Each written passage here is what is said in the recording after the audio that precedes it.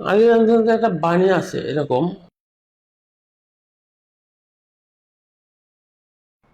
নিশ্চয় একটা বাহিনী বের হবে যারা তোমাদের কোরআন তেলাওয়াত তাদের কাছে কিছুই না, তাদের নামাজে পাবন্দি অনেক হবে, কিন্তু তাদের নামাজ কোরআন তোমাদের তুলনায় কিছুই মনে হবে না। কিন্তু তাদের এই নামাজ এবং কোরআন তাদের হলকমে আটকে থাকবে, নিচে নামবে না। আর এরা হচ্ছে খারেজি সম্প্রদায়। আলী বলে গেছে, ওনার জীবদ্দশায় খারেজি বেরছে পরে, বলে আল্লাহ ওরা ভবিষ্যৎ দেখে না, কে বলছে দেখে, ও খারেজিরাই তো মারছে। মৌলা হুসেইন যখন শাহাদাত বরণ করছে, 10,000 সাহাবি, 10,000 মুফতি আর 40,000 সাহাবি ছিল, বলছে তোমাদের কাছে কি কোনো সাহায্যকারী নাই? তোমাদের মধ্যে কি কোনো মুসলমান নাই? আজকে আমাকে একা প্রান্তরে ফালায় তোমরা হত্যা করতেছো, দাওয়াত দিয়ে আইনে তোমাদের মাঝে সহৃদয় নাই কেউ? সেদিন কেউ পাশে দাঁড়ায় না। তার মানে এদের একজনের ইমান নাই। খাজা গরিবে নওয়াজ বলছে, আমি যদি আনা সাগরকে 1 ঘটি পানিতে নিয়ে আসতে পারতাম, তো ইমাম হোসেন যদি চাইতেন ফোরাত নদীতে বন্যা বহায় দিতে পারতেন।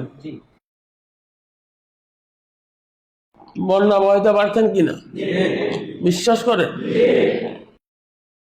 অতএব মনে করেন না কোনোদিন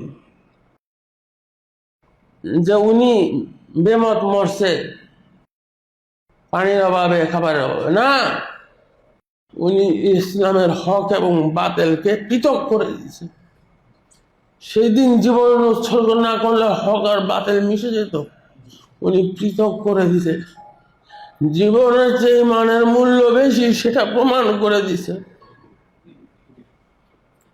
জীবনের যে ইমানের মূল্য বেশি প্রমাণ করে দিছে। ওই দিন উনি শহীদ না হতো, সব এক হয়ে যেত।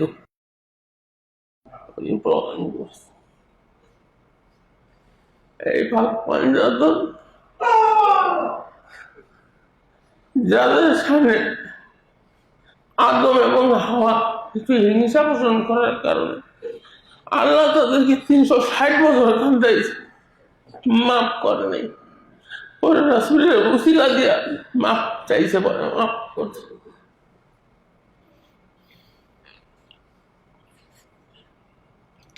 330 বছর কান্দার পরও মাফ করে নাই, উসিলা দেওয়াতে মাফ হয়েছে। অতএব মনে করেন না যে উনি ক্ষুধায় তৃষ্ণায় মারা গেছে, না। ওনাকে বুঝাইতে আসছে এজিদ বাহিনীর আলেমরা। উনি বলছেন তোমরা নামাজের মধ্যে কি দোয়াটা পড়ো না? আল্লাহুম্মা সাল্লি আলা মুহাম্মাদ ওয়া আলা আলি মুহাম্মাদ পড়ি। তো আমি কি আলে মুহাম্মদ নই?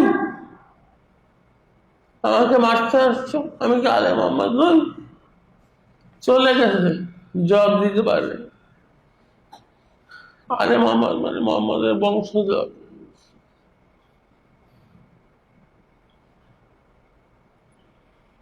রাসূল সাল্লাল্লাহু আলাইহি ওয়াসাল্লামের বংশধরকে নির্মম ভাবে শাহাদাত বরণ করানো হয়েছে।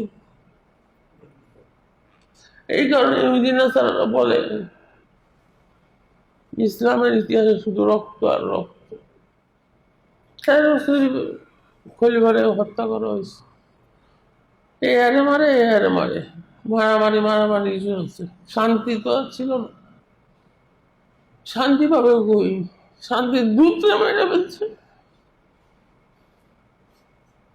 শান্তি আসবে কোত্থেকে? শান্তির দূতরা মারছে, তারা শান্তি আসবে কোত্থেকে?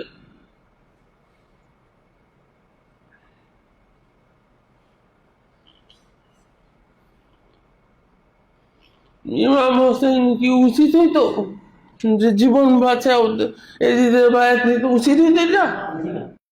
করেন আপনারা জানেন না, মক্কা মদিনার ঘটনা জানেন, নাজাফের ঘটনা জানেন না, কারবালার ঘটনা জানেন না।